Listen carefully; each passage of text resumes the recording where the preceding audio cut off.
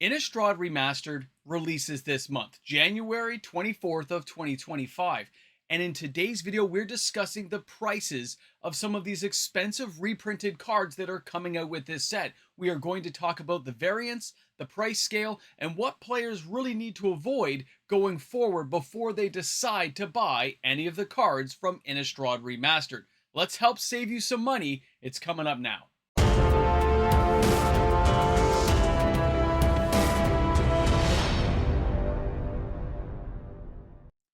Innistrad Remastered is just a few weeks away. And really, this is a re-release of the Innistrad block, a more streamlined, condensed form of all the sets of Innistrad. Welcome back, everyone.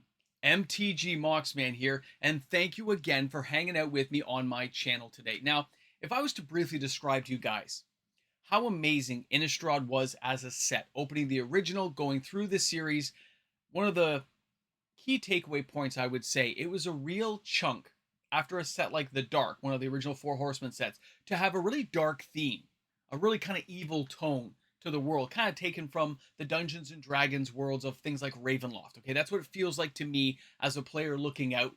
And yes, it's been modified and changed, and the last couple of sets like Crimson Vow did not go over well. But sets like Innistrad, with Eldritch Moon and Shadows over Innistrad, those had the right tone, they had the right feel, and a lot of players are going to feel very nostalgic about this set. So the interest for this set is very high. But the thing I think players are missing out on is that although interest is high, that doesn't exactly mean that players are opening up their wallets to buy the product. Collector boxes are selling okay. They're not doing badly at all. But the play booster boxes, the interest in those boxes is a lot lower than a lot of stores, players, LGSs, distributors would have anticipated at this point, with only a couple of weeks to go. Cards pouring on, we know what they're going to be now, spoilers everywhere. So although we're discussing the high point cards inside this set, let's not forget that those price adjustments for this set are going to happen based on how much is opened. The less that is opened, the less price variance we are going to see. The more the price stick of what was is going to be there, which means cards that are dipping right now in price may really recover a lot faster than what people will anticipate, and that's because there's just not going to be enough product opening onto the scene. But we'll get to that as we take a look at some of our cards today. So let's start out with a few of the key cards you need to watch out for and look for inside this set, because a lot of players, this is where the interest is being held. Now, of course, the first card we are going to talk about is Edgar Markov. First coming out in 2013 in a commander deck, you can see here that his price is still very expensive. Even though he is being reprinted, he is holding a very high value point for players right now. Now, there is good news to him being reprinted, and that is the variations of this card. There is more than one type available. But the bad news is, although there'll be more versions available, some of these versions are only going to be found inside of a collector box. When you look at Edgar Markov here, and you see the $72.99 US, that's still $100. Now, the problem I think players are going to find is he's not going to be in every single box. Even if there are different versions of this card at different price points, yes, there'll be some interest in that. Absolutely, players want to build the most epic vampire deck they can, and the Eminence ability makes perfect sense for them to really hone in on. But getting the different version you may want may be an entirely different matter for you to go over, because it's going to be expensive.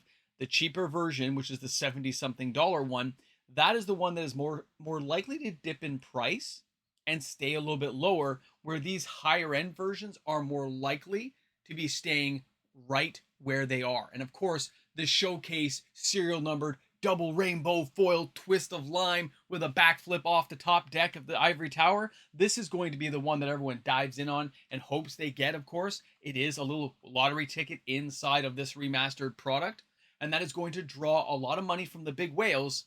And the good news is those big whales opening up boxes will dribble down the other Edgar Markovs they don't really care about. Yes, they'll want some recovery value, but that extra surge into the market of the more regular versions means prices will fall for those cards and make them more readily available for the budget-conscious player out there.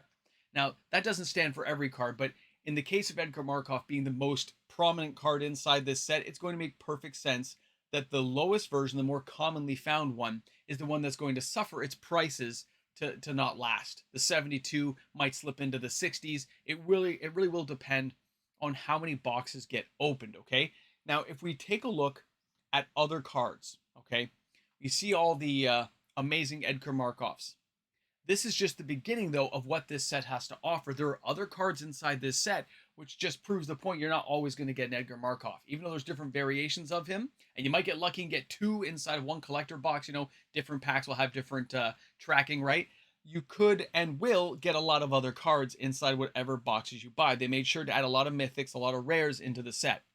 So if we take a look at a card like Emrakul, the Promised End, this card has skimmed the $100 level numerous times. Big commander staple, people love to have it. But ever since the announcement, this card really dipped in price. It was falling below the $50 mark, and it's just starting to recover. Now, the reason players may want to be concerned about it being in a recovery mode is you may have missed the lowest possible price point for the product. But I don't think you have to fear yet. Again, this is a card that if players wanted it, they already own copies of it, and they will have already shifted their market focus away from it, which means if they happen to get one, it's going into the trade binder, it's going in to be extra equity at a store, which means more of the product will come online, making it more affordable, but it may only go to where it was about a month ago, dipping into that $45 to $50 range. So if you're a budget conscious player hoping to get this one, it is something you're going to have to worry about. Now, for another card like the Craterhoof Behemoth, it's been reprinted multiple times. This card, although there's different versions, you know, retro frames and stuff and crazy stuff out there for players to get their hands on, this card is on the decline overall. It's not going back up to $75, $80. It's never going to reach those heights again because every time they put this into a reprint set of any type, it just chips away at the players who need the card, players who want the card, or people who want to trade in for that card. All of those factors mean this card will slowly be declining. So a card like this, you're probably going to see it more affected. It may even hit the $29 level to $31 level in the near future. Another card that's great for you to own, but the price probably can really have you wait around for it to suffer a little bit more before you grab it. If you've gone this long without getting a Craterhoof Behemoth, you can wait, okay? You can just wait a little while longer. Now, the Meathook Massacre. You can see here, I showed you the remastered version on purpose. When you look at this card, it's at $35. It already doesn't even command anywhere close to how the original was before it got, changed over and banned out. When you look at this card now, it's great for Commander. Players are going to want to get their hands on it. It is a good card to have around. It's great to see that it's going to be here and have some value for players. But at the same time, when I look at that value, I think this is one of those cards that is more likely to stay the course. It's going to stay from the $31 to $38 mark. And that's just because there'll be some opened, but judging on what we've seen from the boxes, not nearly as many are that are going to be required for players to really satisfy that itch, which means the price can't drop too low. Okay, it's going to stick somewhere in there. I just don't see enough money flowing in to the remaster collector boxes or play booster boxes right now to satisfy how many players might want this card, but there's still enough out there, and we see them selling at a very modest point right now that there's interest in the card coming back around again, but that doesn't mean it's going to drive up the price. Now for our next card, Liliana of the Veil. Okay, I'm showing a retro frame one, $34. Really cool, right? Now, she's not the same as she used to be a few years ago. There's so many ways of dealing with planeswalkers now, so many multiple ways of dealing with planeswalkers. All these instant cards that offer multiple choices. Get rid of this creature, get rid of this artifact, get rid of this planeswalker. Each person sacrifices a creature, an artifact, and a planeswalker, whatever choice you want to pick. Because of those options available that cost like 15, 20 cents, a card like this doesn't have the same marquee value that it used to have, even though it's a low casting cost planeswalker. Again, multiple reprints. It's been around the block a few times, not going to recover to the same point. And really, to me, this is, for this planeswalker in particular, it's just another nail in the coffin showing the decline of the card, which means the price of this card is likely going to suffer in the interim, okay? Which means we're going to see this thing just get a little bit cheaper each day. It's going to slip down. It's going to be in the 20 range, okay? I mean, 20, $25 to $30 range where I think this card will settle. Now, for our next card, Snapcaster Mage. This one's a little bit higher, and that's because we have that gap. After those bannings in Modern, you have this gap, and the Snapcaster Mage has had some retro appeal. I get it? Retro frame, retro appeal, yeah. Brought back to this card. And with that appeal, we see a resurgence in value. Now, that means this card is likely going to stay right where it is. It may dip a dollar or two or go up a dollar or two, maybe even higher if any really winning deck combinations get going. We did see a couple of weeks ago, this thing had some massive sales, so it may be coming back around again, and you might see players trying to pick up copies thinking that they're going to be cheaper, but either way, it's something to take note of. Now, of course, there are cards I did not mention in today's video. Avacyn's not being listed there. Jilza, the Broken Blade. There are cards I haven't included, but the values of those cards are going to be more radically affected depending on who's looking for them. They've been around for a while, and the price point of $20, $30 isn't going to make a massive difference compared to some of the cards I just shared with you. But when you drive home how many mythics are in the set versus how many rares and which rares have value, none of them really going above $10 or $12 and lots around the $1 or $2 mark, you have to look at the remastered product for what it is. It is a reprint product that will have some very valuable cards that players are interested in. And that interest does not always translate into open sales on the market for a new product, but it does mean that those who do open them and put them on the market are likely to see things get sold if the price is right, because that's what it always comes down to for a budget player versus a whale and the middle of the ground player who maybe can afford both depending on where they're found. You can expect most of these prices to change after the 90-day mark because the next Magic the Gathering product comes along. Just like we saw with Ravnica Remastered and Dominaria Remastered, the sales did not translate after the 30-day mark, let alone the 90-day, but the individual singles inside those sets do continue to sell much further out at modest price increases, so it's something to keep your eyes on. Many of the cards we're going to see in play here are Commander staples. They are sought after by many players, but that is not going to translate into massive price pushes. They are going to be price declines on many of these cards with a few upticks on some of them, like Edgar Markov recovering probably about the 30-day mark out, if not sooner, depending on how much product is open, which is that key factor. How much actually gets open? How much is going to hit the market and be available for players in the singles market? I do know some stores that are opening up only about 10 boxes for a larger store, and you have some collector boxes being opened, and some smaller stores are not opening anything. They're just hoping to get the trade-in value from what players decide they don't care about, or from, of course, some draft nights and such. So you guys are going to have to share this with me. Are there particular cards you are after? Are there cards you're going to seek out? Are you buying boxes, collector boxes? Have you changed your mind on this product and you're going to save your fuel for a future set like Final Fantasy or maybe Marvel? You guys have got to let me know.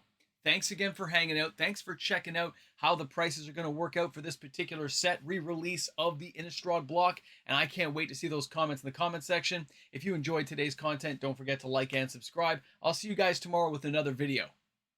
Oh no, here we go again. And it's never enough times for me. These are the patrons of the channel. They're the ones who open up the Necronomicon to page 692, subsection 3, patron.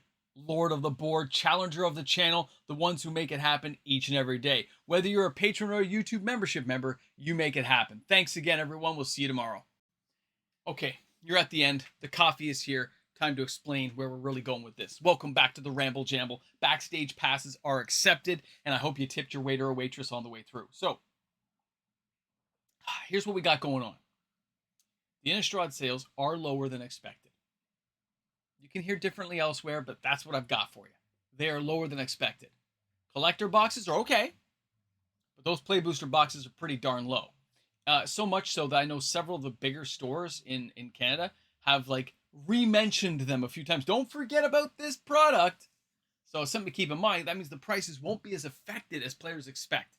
Something to keep in mind. If there's a dip and you like a card, you might want to grab it. Now, that being said, we have a lot of products this year, and there's only one wallet to pay from, and most of us, we've all got bills to pay. So I'm expecting a tighter market this year, and I'm expecting interest in many cards to move even faster than we saw before. Stores will probably tighten their pocketbooks and make sure they don't over-order stuff. And since the reserve list sales are pretty steady, I'm not expecting a major change to that market right now, although more and more of it seems to be like getting harder to find because it's on like Facebook subreddit groups, and I've got to like slip into all these different groups to find out and take photos and keep it's to be a nightmare to keep track of some of this stuff, but it's okay. We're still keeping on top of it. I got worms and moles all over the place. Let me know. So thanks again, guys. Thanks for being here. Shop smart, shop smart. This Ramble Jamble was brought to you Brought to you by MTG Mox, man, that strange guy who likes nachos and cheese, drinks way too much coffee, and he's not changing. If anything, I'm gonna have more coffee. Guys, have a great one. I gotta clean this room today. Oh, by the way, I was off today. I did this video early. Yeah, I know. I got to stay home from work. It's crazy. Even I have to take some time off. They make me.